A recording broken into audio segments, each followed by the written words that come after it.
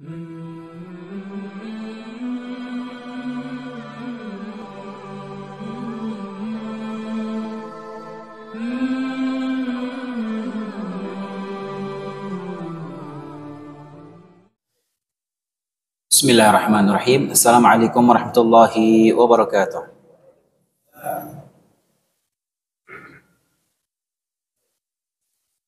Innal hamdalillah nahmaduhu wa nasta'inuhu wa nastaghfiruh wa na'udzu billahi min shururi anfusina wa sayyiati a'malina. Man yahdihillahu fala mudilla lahu wa man yudlil fala hadiya lahu. Asyhadu an la ilaha illallah wahdahu la syarika lahu wa asyhadu anna Muhammadan 'abduhu wa rasuluh sallallahu alaihi wasallam. Sallallahu alaihi wa ala alihi wa sahbihi wa sallama tasliman katsira, amma ba'd. Allahumma 'allimna ma yanfa'una wa anfa'na bima 'allamtana wa zidna 'ilman wa aslih lana sya'nana kullahu wa la takilna ila anfusina tarfata 'ain. Hadirin rahimani wa rahimakumullah. Kita lanjutkan pembahasan tafsir juz amma, dan kita masih dalam pembahasan tafsir surat Al-Bayyinah ya, karena pertemuan yang lalu kita belum selesai.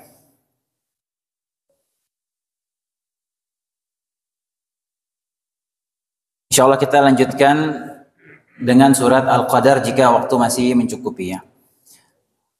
Kita ulangi sedikit, kita review ayatnya. Bismillahirrahmanirrahim. Lam yakunil ladzina kafaru min ahlil kitabi wal musyrikin munfakkina hatta ta'tiyahumul bayyinah. Orang-orang kafir dari golongan ahli kitab dan musyrikin tidak akan meninggalkan agama mereka sampai datang kepada mereka bukti yang nyata. Sudah kita jelaskan apa maksudnya di situ meninggalkan. Ya, kita jelaskan tafsiran para ulama, itu ada dua. Kemudian ayat kedua, Rasulun minallahi yatlu suhufan mutahharah. Apa yang dimaksud bayyinah di situ? Bukti yang nyata itu adalah yaitu Rasulun minallah, yaitu seorang rasul dari Allah. Itu yang dimaksud rasul di sini adalah Nabi Muhammad alaihi salatu wassalam. Yatlu suhufan mutahharah. Yang rasul ini maksudnya Nabi Muhammad sallallahu alaihi wasallam membacakan kepada mereka suhuf, lembaran-lembaran yang suci. Fiha kutubun qayyimah, dan padanya fiha kutubun qayyimah, lembaran-lembaran yang suci, maksudnya di situ Al-Qur'an. Nabi Rasul yang disebutkan dalam ayatnya sebagai bayyinah membacakan kepada mereka lembaran-lembaran yang suci yaitu Al-Qur'an. Fiha, yang di dalamnya, dalam Al-Qur'an itu, dalam lembaran yang suci itu, kutubun qayyimah, kitab-kitab yang lurus dan benar. Kutub di sini hadirin maknanya adalah hukum-hukum. Jadi dalam Al-Qur'an itu di dalamnya terdapat hukum-hukum yang benar dan lurus. Itu isi Al-Qur'an. Al-Qur'an Allah turunkan sebagai pedoman bagi manusia. Al-Qur'an sebagai kitab petunjuk. Al-Qur'an sebagai kitab hidayah bagi manusia. Al-Qur'an sebagai sumber kebahagiaan bagi manusia. Al-Qur'an sebagai obat bagi hati dan batin jiwa manusia. Al-Qur'an sebagai sumber keselamatan bagi manusia di dunia dan di akhirat. Itu Al-Qur'an. Al-Qur'an ini anugerah yang luar biasa bagi umat Nabi Muhammad SAW. Tapi kebanyakan umat Nabi Muhammad SAW banyak yang meninggalkan Al-Quran. Banyak dari kaum muslimin yang Al-Quran itu sangat kecil bobotnya di hati mereka. Banyak ditinggalkan Al-Quran. Bahkan banyak kaum muslimin yang nggak bisa baca Al-Quran. Apalagi mau mempelajari kandungannya, maknanya, pelajari tafsirnya. Baca aja kadang masih banyak yang nggak bisa. Masih banyak yang belum bisa membaca Al-Quran, apalagi memahami isinya.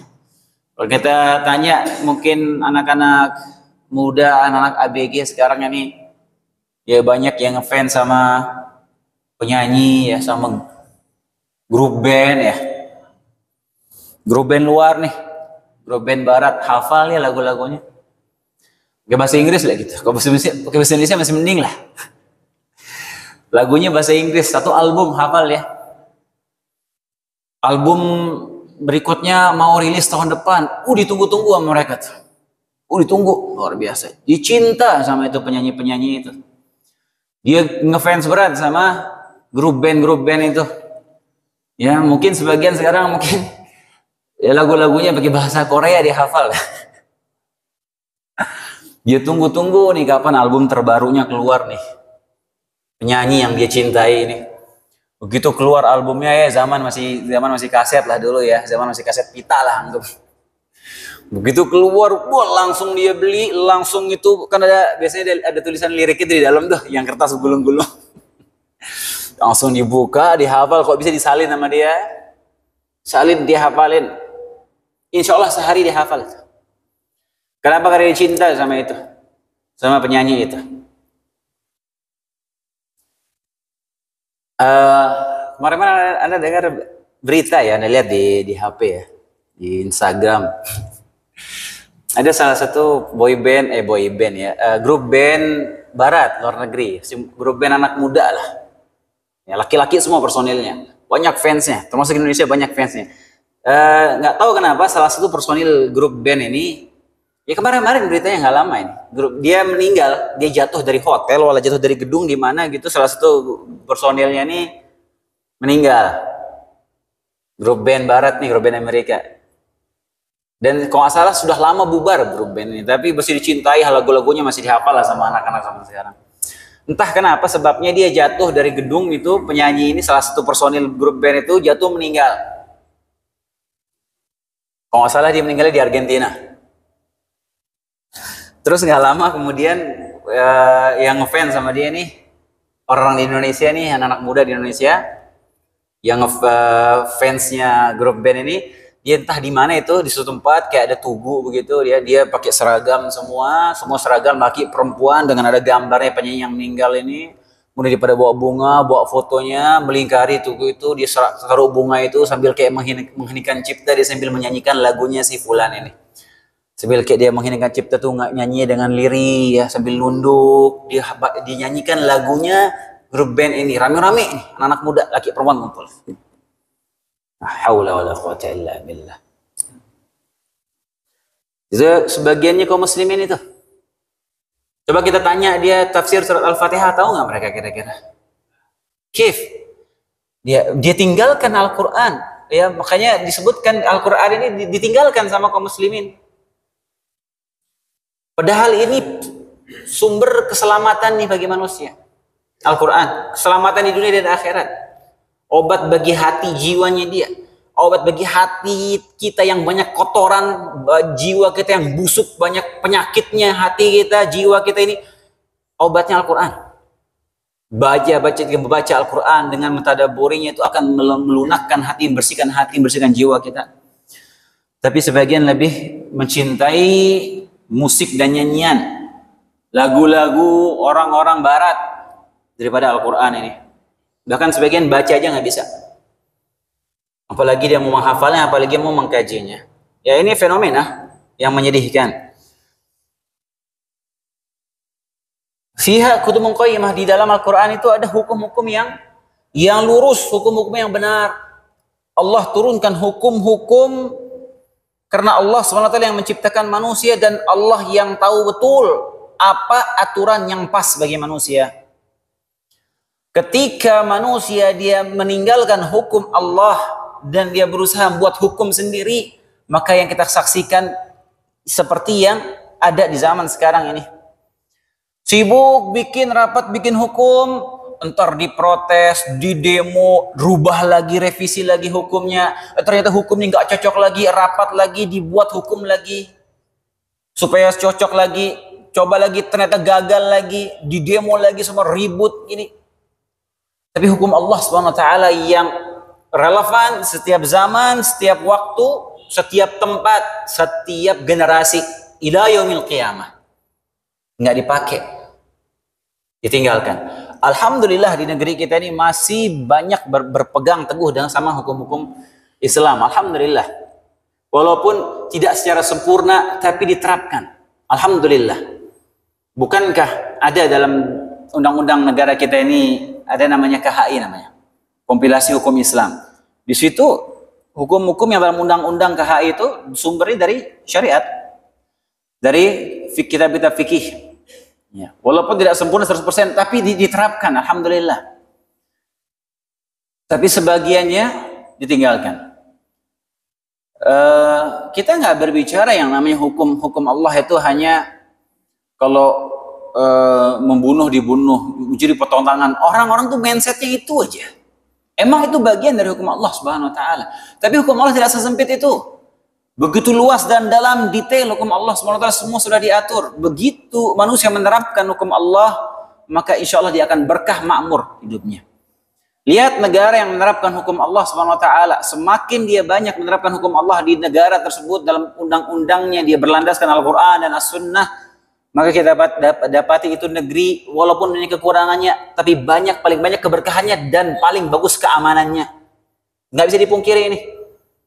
Kita lihat contoh sederhana, Arab Saudi dia menerapkan hukum syariat. Antum mencari negara yang paling minim kriminalnya di dunia, coba. Insya Allah Saudi itu salah satu urutan paling teratas itu. Orang mikir macam-macam di situ. Karena dia menerapkan hukum Allah Subhanahu Wa Taala dengan strict di situ. Gak peduli, bunuh, memperkosa, merampok, dibunuh. Ibu kita buat kerusakan. Dia mencuri, potong tangan. Di situ. Jadi angka kriminal sangat minim di situ. Sangat minim. Diakui bahkan sama orang kufar mengakui. Bahkan sebagian orang kufar dia nyaman tinggal di Saudi, kenapa dia tentram di situ? Aman, dia membesarkan anak-anaknya di situ, merasa tentram dia. Kriminal sangat minim, nggak seperti negaranya dia. Ya, saya dengar wawancara ada orang barat bilang gitu. Diketawain sama teman-temannya, kenapa ngapain ente tinggal di Saudi, diketawain dia. Ngapain dia tinggal di negeri kayak gitu, dibilang ente nggak tahu di sana kayak gimana. Anak nyaman hidupin keluarganya di situ, dia bilang. Tentram, aman, gak ada kriminal. Sementara di negaranya dia angka kriminal luar biasa tingginya. Dan berkah ketika diterapkan hukum Allah Subhanahu Wa Taala, tauhid ditegakkan dengan tegas, nggak ada di situ tuh istilah tukang ramal, dukun, ya nggak ada di situ.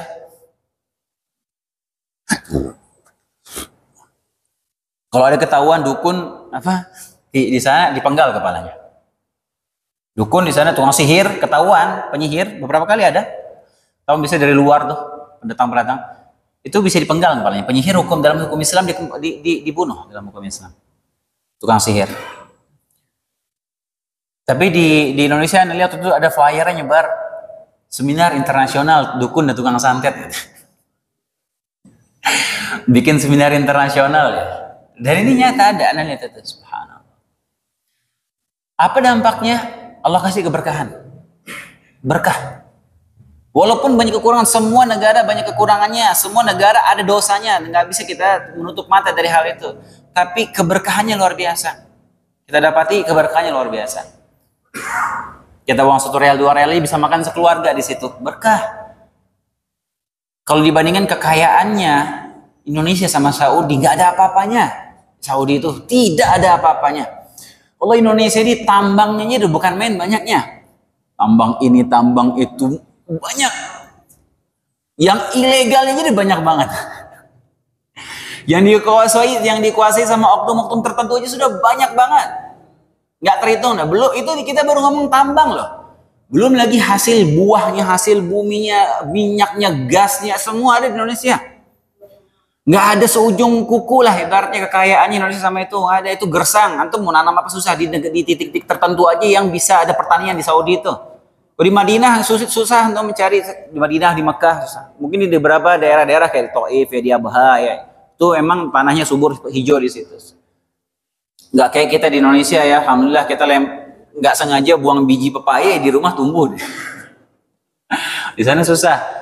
Airnya mahal di situ. Ya pas awal saya di sana lebih murah bensin daripada air putih di situ. Berkah di sana jamnya sholat, azan tutup toko, semua orang sholat. Maka Allah kasih keberkahan di situ, berkah, negerinya berkah, kasih keamanan, kasih keberkahan. Allah sudah janji dalam Al-Quran, Ketika manusia ini bertakwa kepada Allah, beriman, beramal soleh, bertauhid, menjauhi kesyirikan, Allah akan la fatahna alaihim barakatin minas sama wal ard, akan dibukakan bagi mereka berkah dari langit dan dari bumi, dibukakan keberkahan oleh Allah Subhanahu wa taala. Itu terkait dengan hukum Allah Subhanahu wa taala. Kemudian juga ini sudah kita bahas ya, wa matafarraqal ladzina utul kitab illa min ba'di ma ja'atumul bayyinah, dan tidaklah terpecah belah ahli kitab melainkan setelah datang kepada mereka bukti yang nyata. Ini juga sudah kita sebutkan pada pertemuan yang lalu bahwasanya orang Yahudi ahli kitab mereka terpecah belah. Terlebih lagi setelah datangnya Nabi Muhammad SAW, diutusnya Nabi Muhammad SAW, mereka semakin terpecah, sebagian mereka yang beriman, sebagian mereka tetap dalam kekufurannya. Ini juga sudah kita sebutkan. Kemudian ayat kelima, wa ma umiru illa liya'budullaha mukhlishina lahuddin hunafa. Tidaklah mereka diperintahkan kecuali untuk menyembah Allah SWT dengan ikhlas. Wa yuqimus shalah wa yu'tuz zakah, dan mendirikan salat dan menunaikan zakat, wa dzalika dinul qayyimah, dan itulah agama yang benar. Di sini kita ngambil faedah ya, bahwasanya perintah sholat dan zakat itu juga ada di umat-umat terdahulu. Ada, hanya saja berbeda aturan detailnya, tata caranya berbeda. Enggak seperti kita. Sholat dari zaman dulu ada, tapi tata caranya enggak seperti kita. Nabi-nabi diperintahkan sholat. Makanya Nabi Isa, Allah sebutkan dalam surat Maryam ketika Nabi Isa berbicara waktu masih bayi, Rasulullah dalam surat Maryam, qala inni Abdullah. Nabi Isa berkata, masih bayi, sungguhnya aku ini hamba Allah. Ataniyal kitab wa ja'alani nabiyya. Dan Allah berikan kepadaku kitab dan menjadikan aku sebagai nabi. Wa ja'alani mubarakan aina ma kuntu, dan Allah menjadikan aku berkah dimanapun aku berada. Wa awsani bis salati waz zakati ma dumtu hayya. Dan Allah mewasiatkan kepadaku untuk mendirikan sholat dan menunaikan zakat. Itu Nabi Isa yang ngomong. Itu mesti bayi sebutkan ada zakat. Makanya di sini disebutkan, dalam ayat disebutkan mereka itu cuma disuruh bertauhid. Ahlul kitab itu cuma diperintahkan itu bertauhid, mentauhidkan Allah, mendirikan sholat, mendirikan zakat. Itulah agama yang lurus. Itu saja. Enggak muluk-muluk. Tapi mereka tidak mau melakukannya, membangkang, tidak mau beriman kepada Allah Subhanahu wa taala. Dan itulah intisari dakwah seluruh nabi, agar mereka bertauhid, mentauhidkan Allah Subhanahu wa taala. Wa laqad ba'atsna fi kulli ummatin rasulan an ya'budullah wa yajtanibut taghut. Dan kami telah utus di setiap umat itu seorang rasul. Apa yang mereka dakwahkan? Sembahlah Allah saja dan jauhi taghut, jauhi kesyirikan. Dan ayat tentang ini terlalu banyak kita melakukan. Kita nggak mungkin bahas sekarang ya. Sudah kita berulang-ulang sebutkan. Kemudian innal ladzina kafaru min ahlil kitab wal musyrikin. Kita sampai sini yang minggu lalu. Innal ladzina kafaru min ahlil kitab. Allah ulangi lagi. Sungguhnya orang-orang kafir dari ahlul kitab dan musyrikin. Fi nari jahannam. Di neraka jahannam, tempatnya mereka khalidina fiha. Mereka kekal di dalamnya. Ulaika hum syarrul bariyah. Mereka itulah seburuk-buruk makhluk. Lihat, kata Allah Subhanahu wa taala. Bagaimana mereka, Allah sebutkan semisal dengan ini dalam banyak ayat. Dan ini juga membantah sebagaimana yang didakwahkan oleh orang-orang liberal yang ingin merusak akidah kaum muslimin.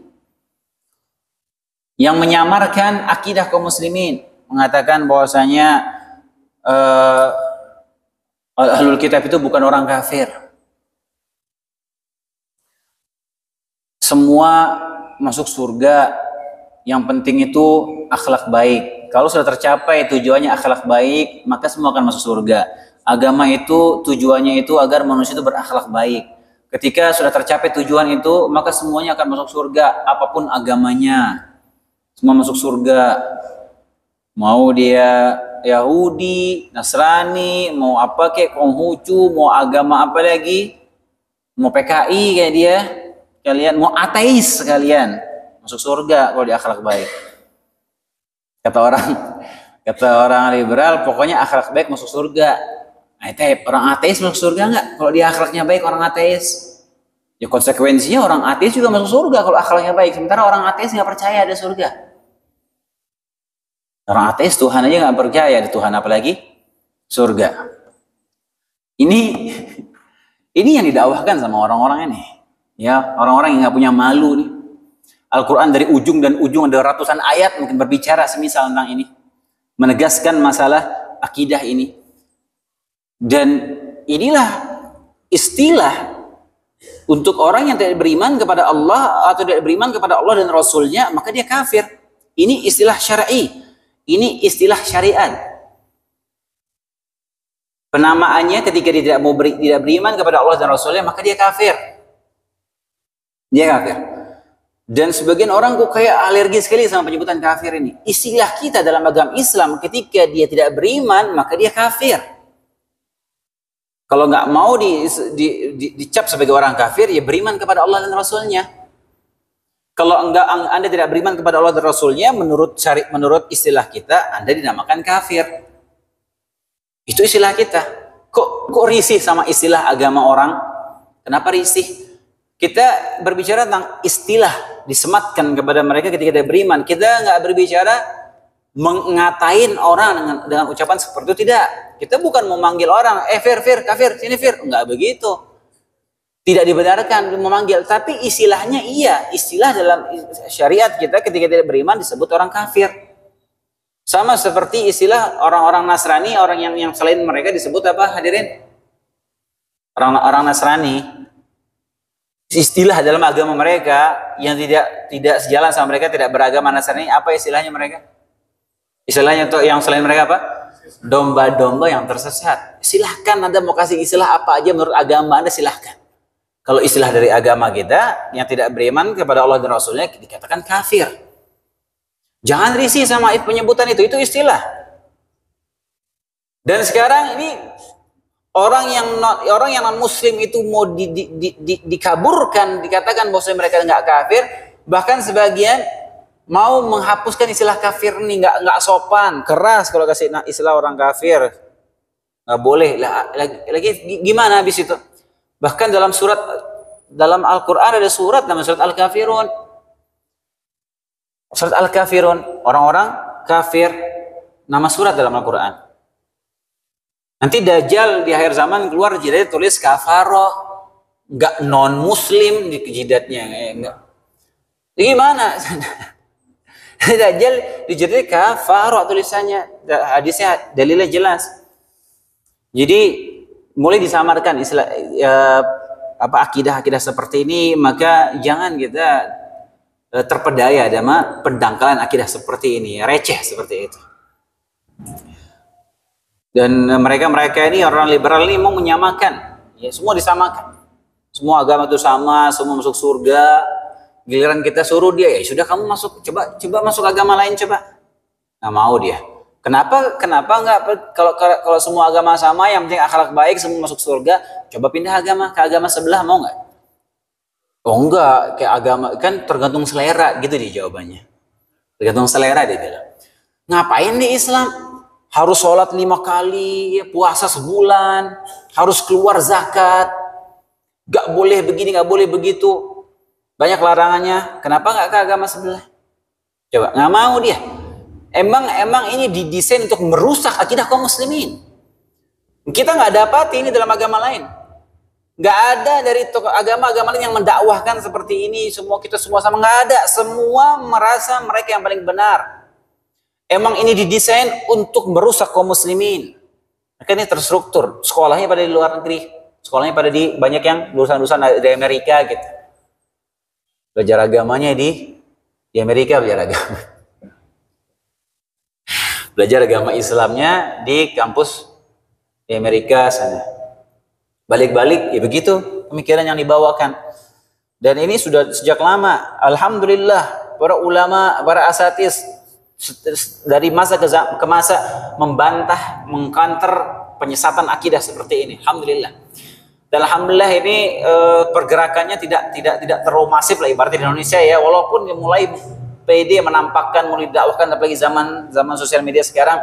Kalau kita lihat di Mesir udah parah sekali ya, para liberalisme di Mesir udah parah sekali, yang tokoh-tokoh yang mereka KTP-nya Islam tapi menyerang syariat Islam tuh luar biasa, itu masif sekali. Kita alhamdulillah ya, ghirah Islamnya kaum muslimin ini alhamdulillah masih kuat. Lain lagi pada guru-guru kita, asatid kita mengkanter penyesatan mereka ini. Dan mereka ini banyak yang bercokol di kampus-kampus Islam. Banyak yang mereka di kampus-kampus Islam yang tadinya mereka sholat 5 waktu pakai jilbab, mulai lepas jilbab, mulai meninggalkan sholat. Dan ini nyata banyak. Di kampus Islam itu seakan ada pemurtatan di situ. Ada ayahnya kawan saya, dia penulis top di Indonesia ini, penulis handal. Dia punya buku membahas masalah itu. Sudah dari mungkin 20 tahun yang lalu dia nulis buku itu. Ada pemurtatan di kampus-kampus itu, mulai dari orang-orang mereka ini.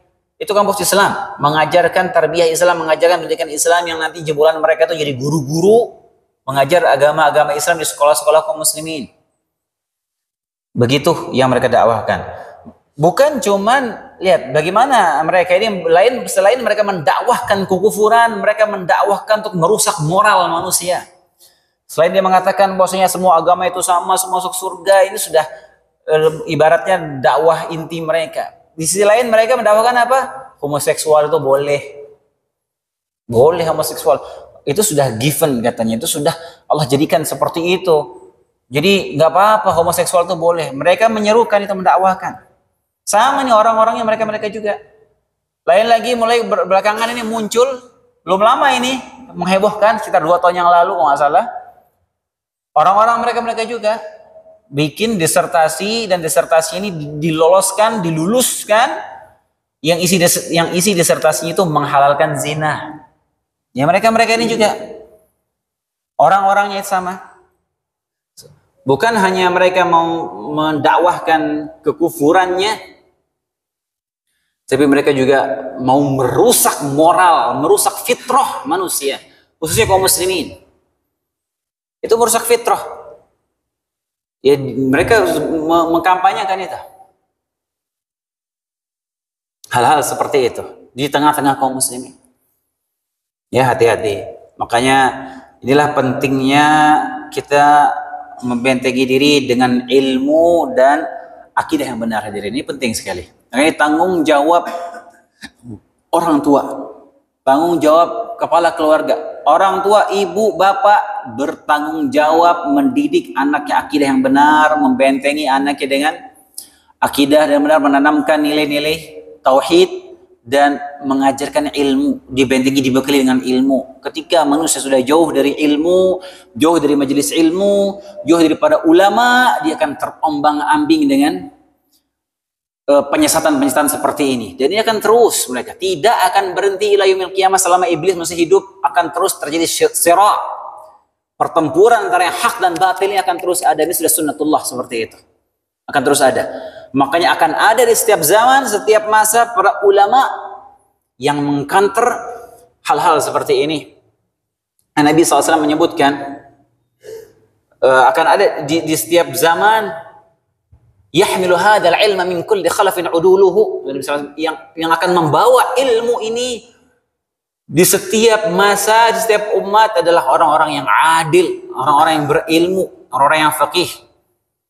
Apa yang mereka tugaskan di sepanjang masa, mereka akan membantah takwil orang batil, penyimpangan, penyelewengan orang-orang sesat, mereka akan counter semua itu.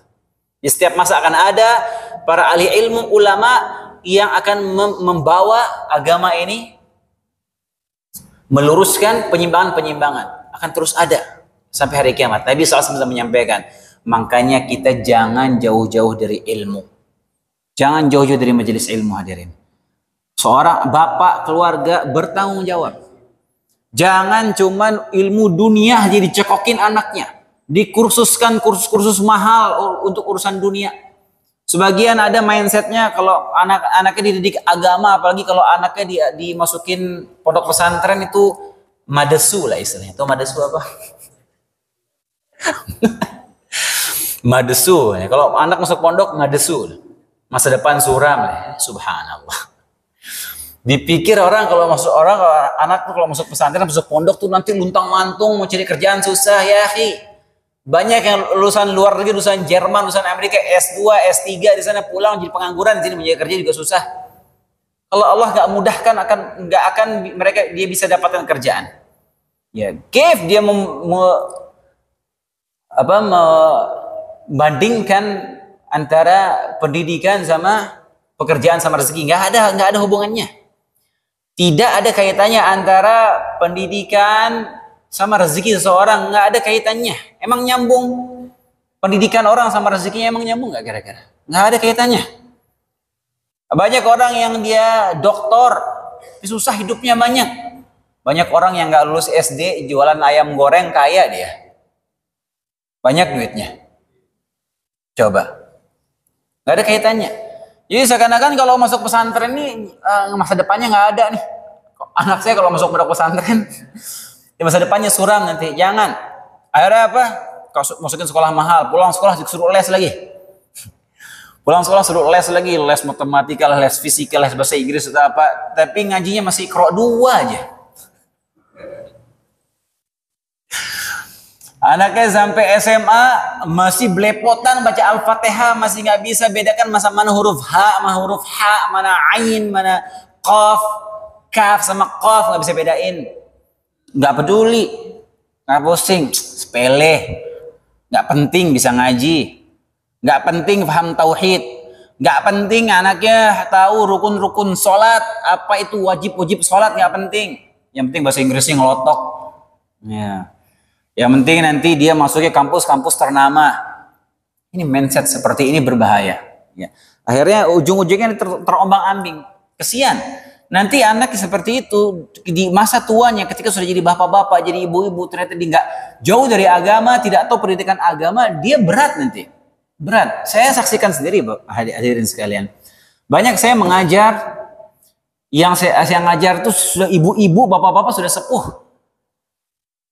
Yang mereka tuh menyesal kenapa dulunya waktu masih muda, masih kecil jauh dari pendidikan agama. Banyak orang yang dia sudah sepuh, sudah tua, dia baru mau memperbaiki bacaan Al-Qur'annya sekarang ketika dia sudah berumur. Karena dia jauh ketika dia masih muda, masih kecil, dia tidak diajarkan demikian. Banyak orang yang dia sudah sepuh, jadi bapak-bapak sekarang baru mau belajar bahasa Arab, banyak. Dia panggil guru private. Dan itu pun yang mau belajar, alhamdulillah dia masih ada kemauan mau belajar menuntut ilmu walaupun sudah tua, rambut sudah beruban. Alhamdulillah itu pertanda baik dari Allah SWT ketika di hati itu mau tergerak, mau dia memperbaiki kekurangannya selama ini. Dia nggak malu belajar Al-Quran walaupun sudah tua, memperbaiki bacaannya, mau dia belajar bahasa Arab, mau belajar agama, mau datang majelis ilmu mencatat. Itu alhamdulillah pertanda baik dari Allah SWT. Sebagiannya ada yang gengsi. Gengsi dia. Sudah tua, sudah beruban, baca Al-Fatihah aja masih belepotan, masih panjang pendek yang masih salah, nggak benar. Dia malu mau belajar dah umur segitu. Gengsi. Ini musibah seperti itu. Dan ini kenyataan. Kenyataan seperti itu. Makanya jangan jauh dari majelis ilmu. Ini tanggung jawab orang tua. Tanggung jawab kepala keluarga. Tanggung jawab atas anaknya, istrinya, dan semuanya pasti akan dimintakan pertanggungjawaban, pasti. Kullukum mas'ulun wa kullukum ra'in wa kullukum mas'ulun an ra'iyatihi. Setiap kalian adalah pemimpin dan setiap kalian pasti akan diminta pertanggungjawaban atas apa yang kalian pimpin. Warrajulu ra'in fi ahli baitihi. Seorang laki-laki itu pemimpin di keluarganya dia dan dia akan diminta pertanggungjawaban atas kepemimpinannya di rumah tangganya itu. Apakah dia sudah memenuhi hak-hak istrinya dan hak-hak anaknya? Apakah dia sudah mengajarkan anak dan istrinya agama Islam ini? Wajib hukumnya seorang suami mengajarkan anak istrinya agama ini, wajib hukumnya. Mengajarkan akidah yang benar, wajib. Kalau tidak dia akan dituntut sama anak di hari kiamat. Anaknya akan nuntut dia. Istrinya yang akan nuntut dia di hadapan Allah SWT. Ini suami saya nggak pernah mengajarkan saya agama. Ayah saya nggak pernah mengajarkan kepada saya halal haram, nggak pernah mengajarkan saya mana yang hak, mana yang batil, nggak pernah mengajarkan saya mana akidah yang benar, nggak pernah mengajarkan tauhid. Di anaknya nuntut bapaknya di hadapan Allah Subhanahu wa taala. Makanya Allah sebutkan nanti pada hari kiamat, yauma yafirrul mar'u min akhih. Pada hari kiamat semua kabur. saudara dari saudaranya, bapak dari anaknya, anak dari bapaknya, istri dari suaminya, suami dari istrinya kabur, lari itu sama lain. Kenapa? Karena takut dituntut nih pada hari kiamat itu. Dan ketika apalagi di zaman sekarang ya, kita nggak berbicara mungkin di zaman sebelum tahun 80-an mungkin tidak semasif sekarang seperti sekarang lah perusakan pendangkalan akidah. Tapi sekarang, apalagi di zaman sosial media, zaman digital seperti saat ini, orang dia bisa kena syubhat ateis, syubhat murjiah, syubhat mu'tazilah, syubhat orang-orang kufar. Bisa langsung nyampe ke HP-nya dia dengar, dia pelajari, dia bisa menyimpang. Wa'iyadzubillah. Jadi pentingnya keluarga itu dibentengi dengan ilmu dan akidah yang benar. Ajak itu anak dari kecil dibiasakan ajak ke majelis ilmu. Ajak dia supaya dia nyaman dengan masjid, nyaman dengan majelis ilmu, nyaman duduk di majelis ilmu, sehingga dia terbentuk di lingkungan seperti itu. Dia terutama di rumah, dia tunjukkan bi'ah Islamnya di rumah itu. Waktunya sholat, ajarkan anak-anak ini, keluarga itu mengagungkan syiar-syiar Islam, mengagungkan Al-Quran, mengagungkan agama Islam ini. Waktu puasa, waktu sholat, waktu baca Quran, waktu zikir. Dijauhkan kemaksiatan masuk ke rumah, ya tontonan-tontonan yang nggak benar dan seterusnya. Itu tanggung jawab orang tua. Anak dari kecil biasakan aja ke masjid, ajak dia nyaman duduk di majelis ilmu. Insya Allah kedepannya, kalau semua kepala keluarga kaum muslimin seperti itu, insya Allah satu negeri ini akan makmur. Insya Allah satu negeri akan makmur. Misalnya sekarang banyak ya orang tua yang lalai sama pendidikan Islami bagi keluarganya, ya Allah musta'an. Di sini ada di ayat ini Allah menyebutkan ulaika hum, di sini fi innalladzina kafaru min ahlil kitab wal musyrikin, sungguhnya orang-orang kafir dari ahlul kitab dan musyrikin fi nari jahannam, mereka di neraka jahannam, khalidina fiha, mereka kekal di sana. Ini akidah kita kaum muslimin.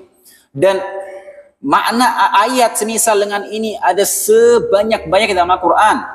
Mungkin ada ratusan ayat yang menjelaskan seperti ini, dan ini akidah kita kaum muslimin, dan kita jangan kita kelemar dalam masalah akidah seperti ini. Ya menurut agama saya kalau nggak beriman masuk neraka, selesai urusan. Ya kalau menurut agama saya kalau nggak mau masuk neraka, beriman kepada Allah dan Rasulnya. Nabi SAW bersabda, la yasma'u bi min hadhil ummah yahudiyyun wala nasraniyyun walam thumma mata walam yu'min billadhi ursidu bihi illa kana min ashabin nar. Tidaklah manusia umat ini kata Nabi Muhammad SAW, yang mendengar aku diutus, umat ini mau itu Yahudi, mau itu Nasrani, atau agama lainnya, atau kaum lainnya, yang mendengar aku diutus, mendengar namaku sebagai utusan Allah, kemudian dia mati dalam keadaan belum beriman kepadaku, belum beriman kepada apa yang aku bawa, kecuali dia pasti masuk neraka.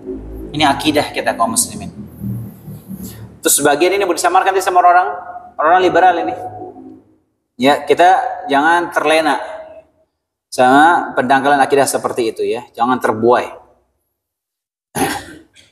Dan mereka juga akidah mereka sama. Gak ada dari mereka yang mendakwahkan kita semua sama ya. Dari Nasrani mendakwahkan kita juga sama, orang kaum muslimin juga masuk surga. Ada antum dengar orang Nasrani mendakwahkan seperti itu? Gak ada. Cuman ini para perusak yang ada di tengah-tengah kaum muslimin ini aja nih kerjaannya mereka. Apalagi Yahudi luar biasa.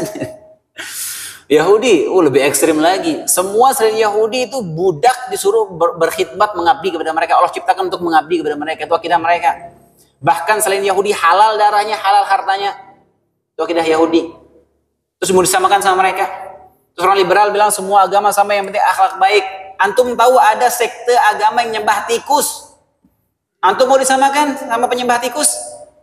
Ada agama nyembah sapi, antum mau disamakan sama penyembah sapi? Sama agama kesyirikan, agama tauhid satu-satunya cuma agama Islam yang mengajak manusia hanya mentauhidkan Allah semata, pencipta satu-satunya. Cuma Islam satu-satunya. Terus mau disamakan sama agama yang nyembah tikus, yang nyembah sapi? Wala quwwata illa billah. Orang-orang enggak punya malu itu. Haula. Subhanallah. Ulaika hum syarrul bariyah. Mereka adalah seburuk-buruk makhluk, kata Allah Subhanahu wa taala. Dan ayat semisal ini Allah sebutkan bahwasanya mereka itu buruk ya, karena tidak beriman. Karena tidak beriman. Ketika dia beriman kepada Allah dan Rasulnya, dia jadi mulia. Yang menjadikan manusia itu mulia itu bukan harta yang banyak, bukan kedudukannya, bukan, tapi Islam yang menjadikan orang itu mulia. Ketika dia berpaling kufur, maka dia jadi seburuk-buruk makhluk, kata Allah Subhanahu wa taala. Inna syarrad dawabi 'indallahi alladziina kafaru fahum la yu'minun. Dalam surat Al-Anfal, sungguhnya binatang, di sini maksudnya makhluk yang paling buruk di sisi Allah adalah orang-orang kafir karena mereka tidak beriman. Dalam ayat Allah berfirman, "Wa laqad dzara'na li jahannama katsiran minal jinni wal ins." Kami jadikan isi dari neraka jahanam itu kebanyakan dari jin dan manusia.